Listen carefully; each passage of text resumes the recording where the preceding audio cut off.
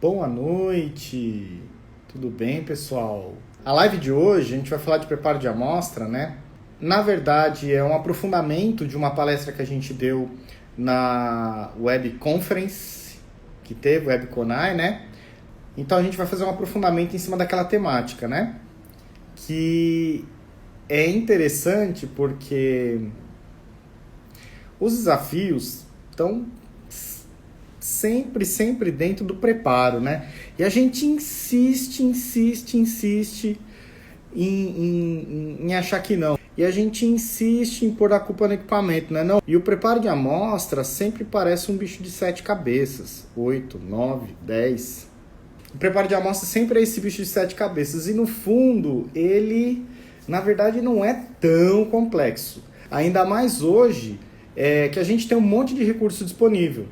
E dentro desse recurso disponível, você tem como automatizar, você tem como usar alternativas. Atualmente, a gente tem acesso ao painel de químicos, digamos assim, né, de reagentes, solventes, etc., completo, né? Tudo bem, ainda demora um tempinho, alguns reagentes para importar, a gente tem todo o desafio aqui nacional, né?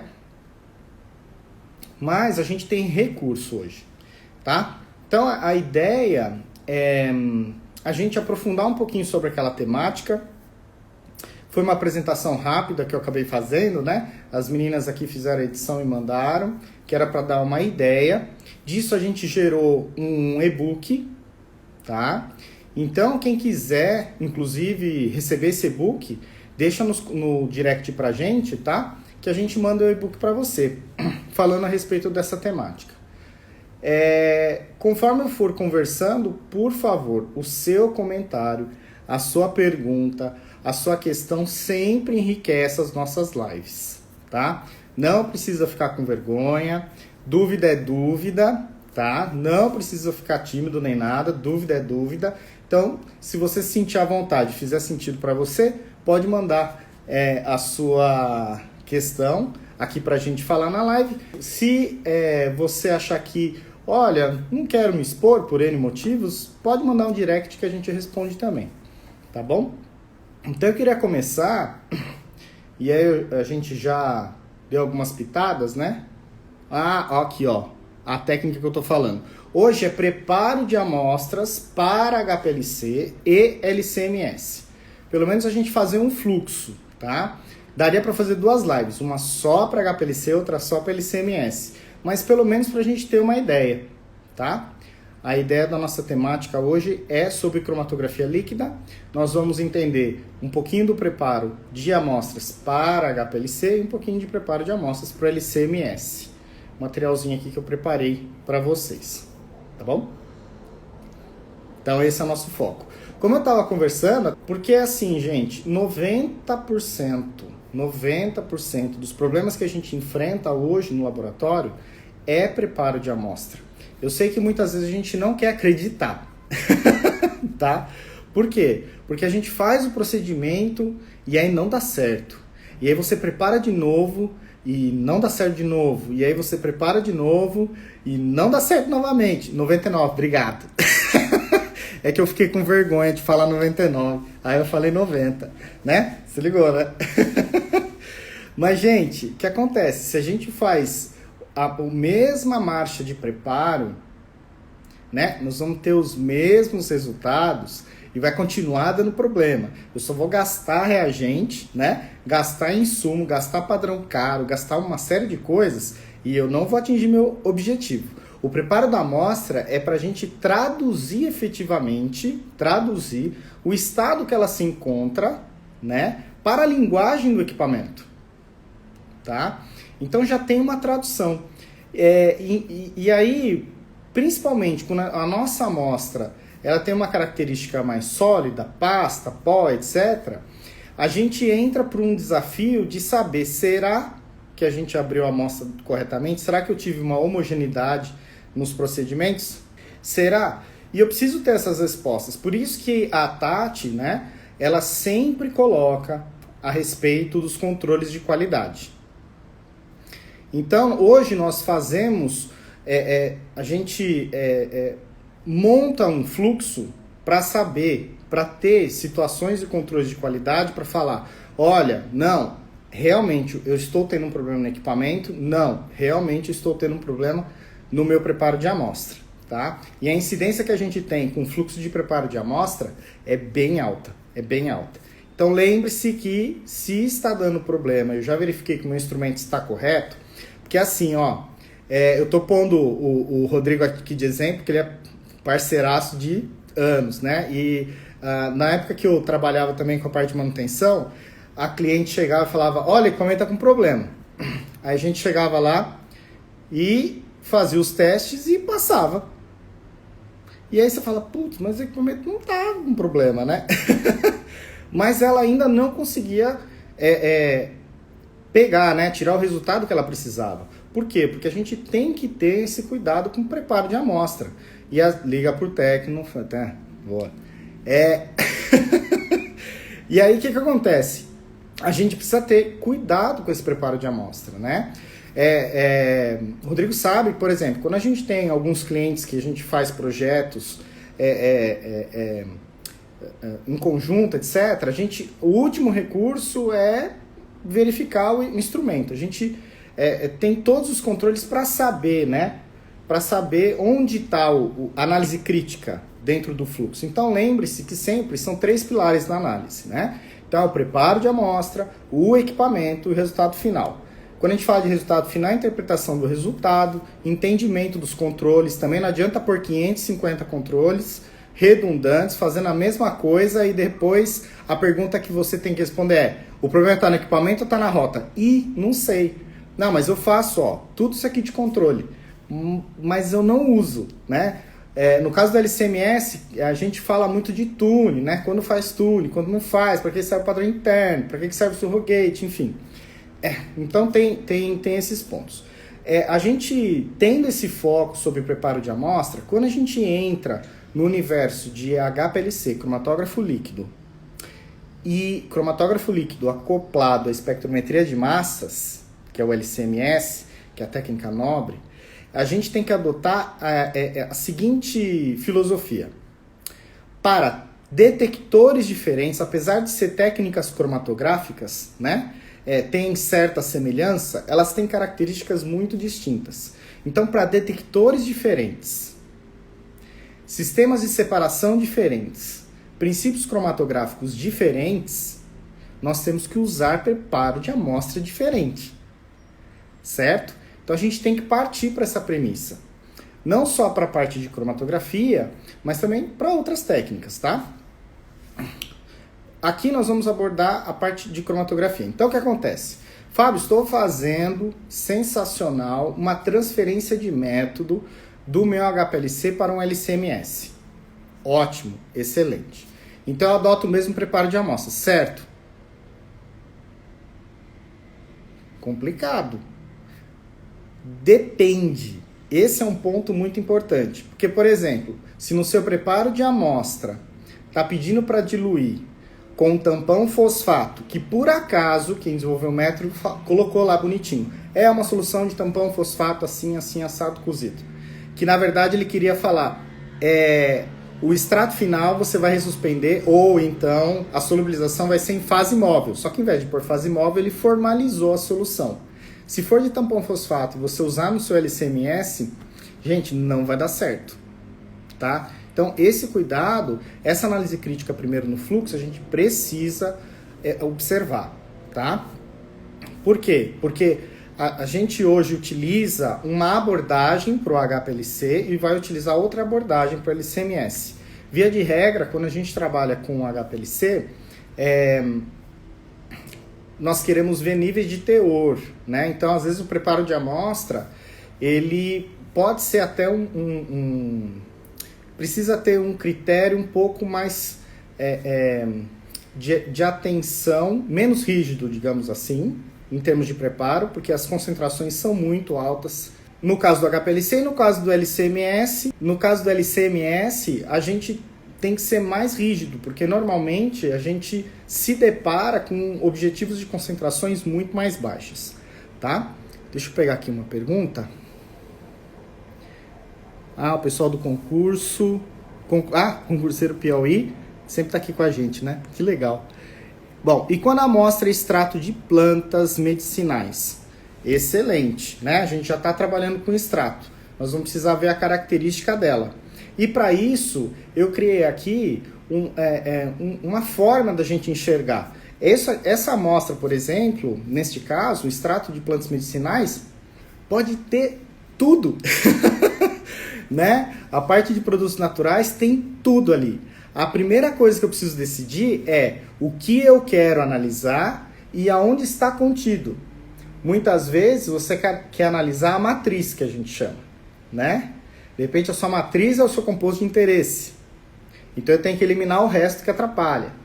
De repente são outros níveis de compostos e eu preciso eliminar a matriz, que via de regra é o fluxo tradicional, tá? Para isso a gente pode ter algumas regrinhas, tá?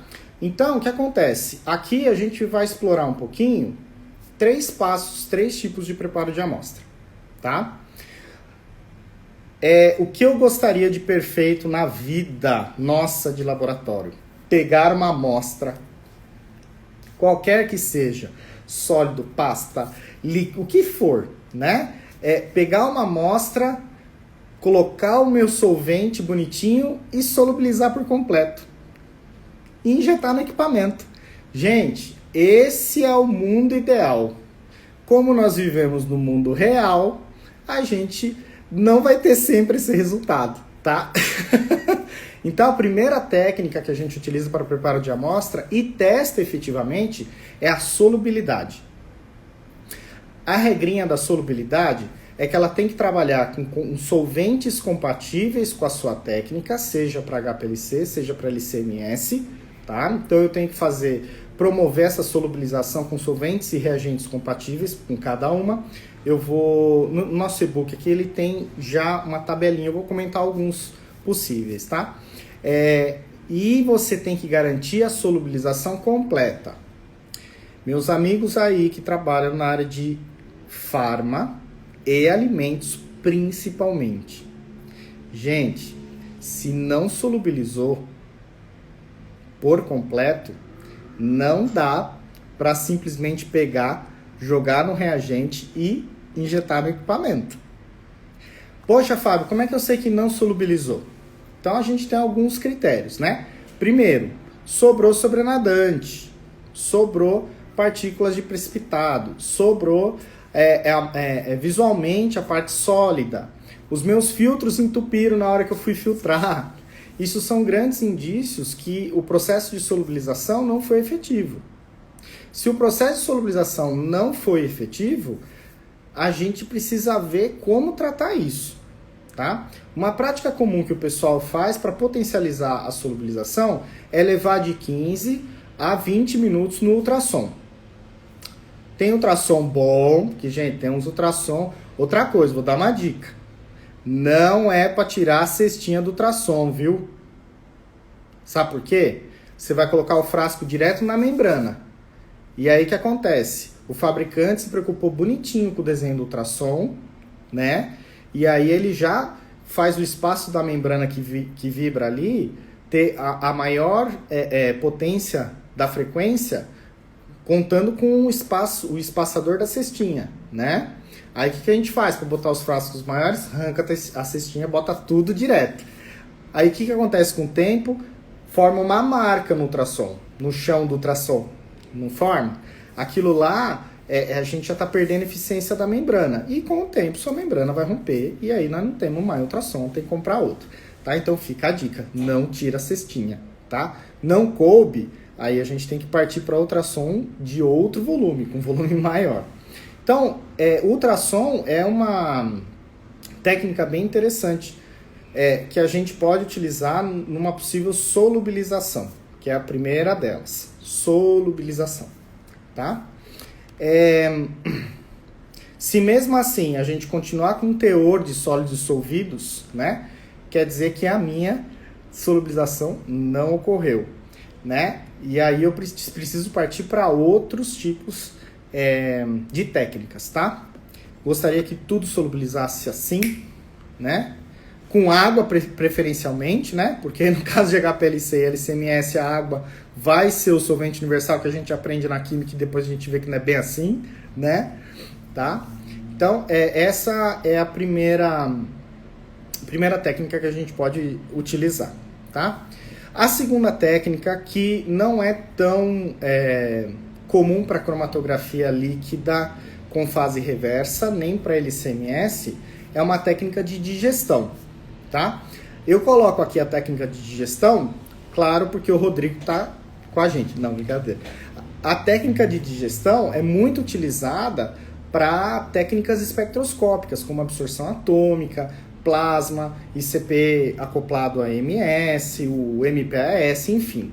Porém, na cromatografia de íons, olha, gente, é cromatografia do mesmo jeito, só que a cromatografia de íons, tá, que analisa cátions e ânions, a gente pode utilizar bombas calorimétricas ou digestores convencionais, porque o objetivo nosso é consumir por completo a matéria orgânica e deixar ânions e cátions disponíveis para injeção, tá?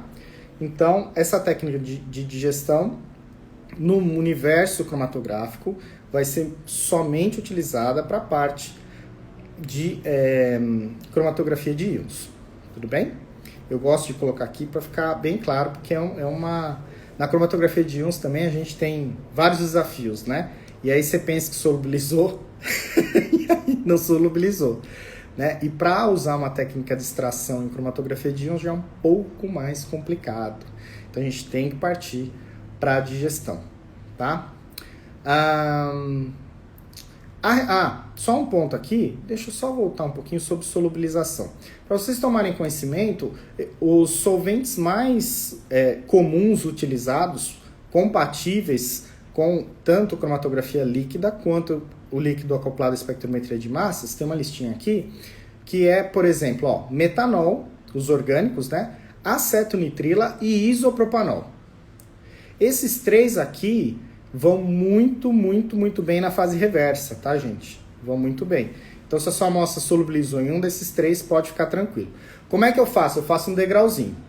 Primeiro a gente testa metanol, depois a gente testa acetonitrila, ou então, se você já está usando o equipamento com a abordagem das colunas rápidas, o PLC, etc., coisa tudo com a tecnologia de ponta, então a gente primeiro testa acetonitrila, que a pressão fica menor, né? Depois a gente testa metanol, e se os compostos tiverem polaridades distintas, o isopropanol é um cara que conversa bem com esse tipo de classe, tá? Então esses três são compatíveis tanto para a técnica de HPLC quanto para a técnica de LCMS, tá? Isso a gente está falando de solventes. Quando a gente parte para os reagentes, né, aí há uma distinção. Tudo que vocês usarem soluções tamponadas, por exemplo, tampão de fosfato, tampão de acetato, tampão tem ácido cítrico. Eu usei um com a Grazi. Nossa, Grazi, lembra pra gente aí. Era uma fase móvel diferentona. Que é um surfactante, né? No caso nosso, a gente optou pelo... A gente tem um cliente fantástico, né? Que a gente trabalhou semana passada, atrasada. E foi muito legal. Foi uma técnica de pareamento iônico, na fase, aplicada à fase reversa, que rendeu muitas coisas pra gente. Foi muito legal. Então, esses três, o que acontece? O isopropanol, ele conversa bastante com os caras mais chatos, né? Os polares, assim, que o HPLC não gosta muito. Mas você pode testar nesses três, que vai dar super certo, tá? No caso dos reagentes, quando for tampão fosfato, tampão acetato, algum tipo de surfactante, a gente já direciona para o HPLC, porque são reagentes que a gente, se utilizar numa rota, não vai ser para solubilização, tá? Vai ter que ser numa rota de extração e eu tenho que tirar ele da rota depois que eu usei ele, tá bom? A gente já vai falar de extração. Gente, desculpa que os meus comentários aqui. William bem parou de subir, às vezes ele para. Olha, tanta gente, que legal. Valeu, William. Pronto, tem uma pergunta aqui. Se a moça pudesse falar, né? Seria, viu? Seria. Então, na parte de solubilização, a gente precisa respeitar esses pontos, tá? Então, tampão, escutou tampão, você já, opa, é HPLC. Não dá pra gente usar no LCMS, tá? Bom, então a gente falou da solubilização, uma oportunidade. 2, a digestão para cromatografia de íons, também falamos que é uma possibilidade.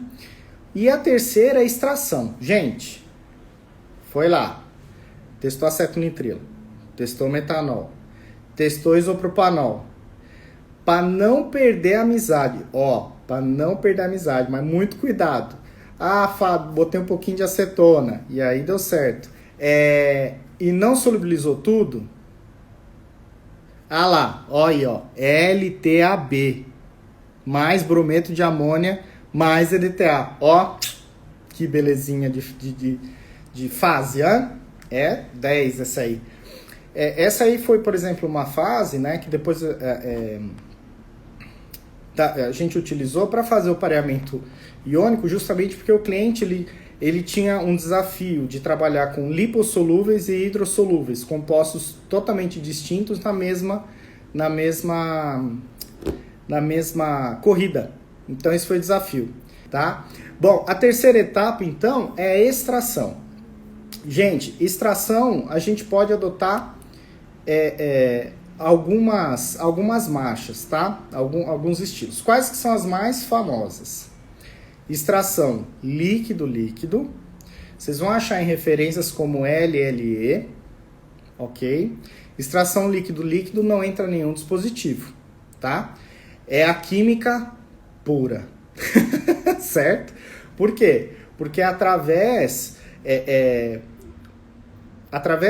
da manipulação dos solventes, né, os meus analíticos vão ficar extraídos em fases de acordo com o solvente de sua afinidade, né? Então, uma etapa de extração líquido-líquido pode ter vários solventes diferentes.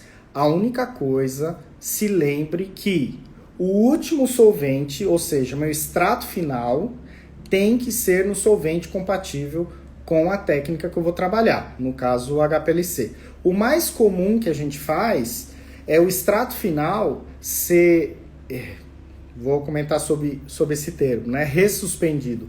O extrato final ser sempre em metanol ou em fase móvel. Metanol, acetonitrila, ou metanol, água, acetonitrila, água, ou em fase móvel que você esteja utilizando, tá? Mas lembra disso. Por exemplo, Fábio, não tem jeito.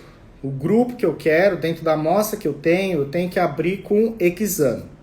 Hexano, a gente já vai começando a aprender que é um solvente de GC. Lembra? Eu faço análise do hexano aonde? No GC, ali, né? Pela característica que ele tem, pelo tipo de polaridade que ele tem, pela miscibilidade que ele tem, por tudo aquilo, ó. Hexano, diclorometano, tolueno. Se o método for antes de Cristo, brincadeira, mas se for mais antigo, até benzeno o pessoal usava, tá? Como eluente. Acetona, acetato de etila. Todos esses caras aqui são solventes que têm cara de GC, ou seja, as moléculas que a gente trabalha em fase normal, tá? Que hoje é muito difícil a gente achar um HPLC com fase normal. Existem, mas é mais complicado a gente achar. A fase reversa, ela é bem versátil, né, na maioria das vezes. Esses caras aqui são solventes que não são compatíveis com o HPLC na fase reversa. Poxa, Fábio, então eu não uso? Não. Na extração você pode usar ele no caminho, tá? Pode usar tranquilamente, tá? Você pode usar esse conjunto de solventes. A única coisa é que lembre-se, numa etapa antes da injeção, dentro do seu instrumento, você precisa retirar esse solvente. Por isso, muitas vezes, a gente usa uma técnica de evaporação. Ou a gente compra os blocos bonitinho, ou tem um pessoal que faz no bico de nitrogênio, né? A gente faz com evaporação com gás inerte, justamente para não ter nenhum perigo de oxidação ou qualquer outra coisa do tipo. Na maioria das vezes, a gente usa o nitrogênio e um banho. Dá uma aquecidinha ali, né? Porque esses caras são muito voláteis, né? Lembra? São solventes com cara de GC. Então, eles têm uma volatilidade considerável. Fez a troca de solvente, aí você precisa ver a característica do seu analito. Em algumas situações você pode secar o tubo por completo, que o seu analito está lá dentro. Aí basta você adicionar fase móvel, o solvente compatível e injetar. Tem alguns analitos que se eu secar ele no tubo, ele degrada. Então eu preciso deixar ele bem baixinho e ir trocando o solvente. Aí eu coloco um pouquinho do solvente compatível, da fase móvel, do metanol, enquanto esse cara vai fazer 2 fases, ele vai continuar evaporando, até eu retirar por completo e faço a troca do solvente, tá? Então, essa é a ideia de você trabalhar com uma extração líquido-líquido, tá? Tudo isso para a gente tirar os componentes do começo. Isso é uma rotina na área de produtos naturais. Produtos naturais é um baita desafio.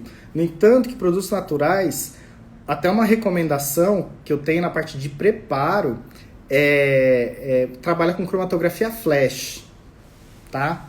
Tem uma parte de cromatografia flash e aquela técnica nova de extração de fluido supercrítico, tá? São 2 coisas muito interessantes para a área de produtos naturais, tá? Tinha uma aplicação para quem está na onda, que agora tem uma onda de cannabis, né? Aqui o canabidiol tem uma onda de cannabis para fins medicinais aqui no Brasil, e nessa onda de produção o pessoal usa muito fluido supercrítico, muito.